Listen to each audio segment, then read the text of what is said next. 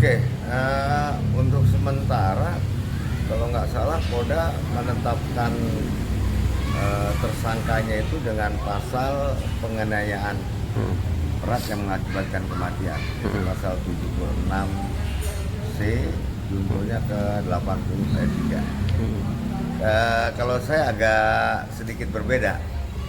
Kalau saya melihat dari cara-cara yang dilakukan oleh pelaku terhadap si korban ini, saya lebih cenderung ke 340 KUHP. Pembunuhan dengan perencanaan. Tinggal teman-teman di kepolisian tinggal mempelajari motifnya apa. Kemudian rekam jejak bisa dari telekomunikasi melalui WA di 3 bulan terakhir. Itu yang pertama. Kemudian yang kedua, lihat juga tuh CCTV-nya kolam renang tempat TKP-nya itu. Ada nggak di seminggu atau 2 minggu terakhir pergerakan si tersangka ini di sana? Biasanya kalau pelaku tindak pidana pembunuhan berencana itu sebagian besar mereka pelajari TKP dulu, gitu. Rata-rata seperti itu. Jadi kalau saya memang agak cenderung ke sana. Kenapa? Karena agak aneh ya. Dan anak itu ditenggelamkan dengan cara berkali-kali ditenggelamkan sedikit demi sedikit, dan itu kelihatannya sebagai salah satu upaya sebagai salah satu modus, salah satu modus agar tidak kelihatan bahwa itu perencanaan, bahwa itu tindak pidana yang direncanakan, pembunuhan yang direncanakan. Gitu. Om masih menarik membahas, tadi Om bilang ini pure pembunuhan berencana Om ya.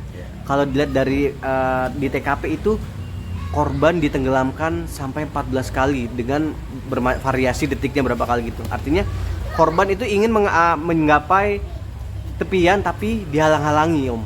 Itu termasuk pembunuhan berencana nggak Om? Iya, itu salah satu motif, salah satu modusnya. Modus operandinya dengan cara seperti itu gitu.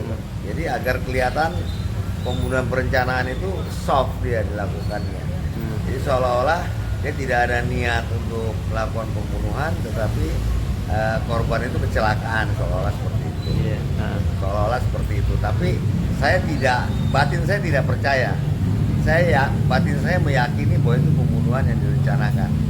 Sekarang tinggal kita lihat pembunuhan perencanaan itu dilakukan apakah sendiri dia merencanakan ataukah ada orang lain yang terlibat. Karena biasanya kalau pembunuhan berencana itu ada keterlibatan pihak ketiga.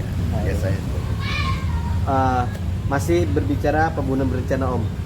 Tadi Om bilang seminggu sebelum hari H pasti ada kegiatan lah ya dari pelaku. Ada aktivitas. Nah, untungnya dari Polda sendiri mengiyakan kalau seminggu sebelum kejadian itu pelaku dan ibu korban sempat datang ke lokasi untuk mensurvei lokasi. Tanggapannya seperti apa Om? Ya, itu salah satu bentuk rangkaian. Rangkaian perbuatan pendahuluannya sudah ada. Ya kan? Kemudian eksekusinya di tanggal 22 itu ya kan. Nah, tinggal penguatannya di rekam jejak komunikasi.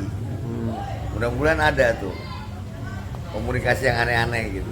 Antara si pelaku dengan ibunya dong. Ya kan? Kan waktu survei ke lokasi itu kan sama ibunya. Iya.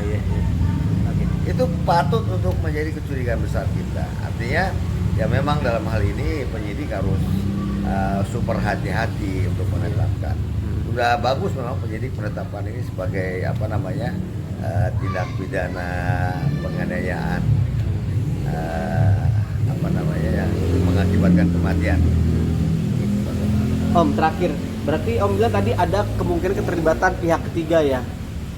Boleh kita sebut Om, mungkinkah dari pihak ibu kemungkinan terlibat Om dalam kasus ini? Kalau saya menaruh kecurigaan seperti itu. Artinya ada satu bentuk kerjasama dalam upaya melakukan pembunuhan berencana ini, tetapi kan tentunya harus dicari tuh motifnya apa sih? Apakah seorang ibu begitu tega membunuh anaknya atau menyuruh orang untuk membunuh anaknya yang masih kecil? Artinya kan tidak ada tuh sengketa perselisihan antara si ibu dengan anak, kan belum pernah terjadi tentunya. Karena anak baru umur 6 tahun.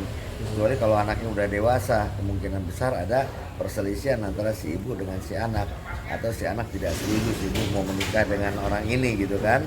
Tapi kalau anak kecil kan belum kelihatan. Nah, apa motivasinya kalau memang si ibu ini terlibat? Nah, kemudian kenapa si ibu bersama-sama dengan si pelaku mensurvei lokasi seminggu sebelumnya? Itu kan tanda tanya besar yang harus dijawab gitu loh, oleh penyidik. Harus ada jawabannya.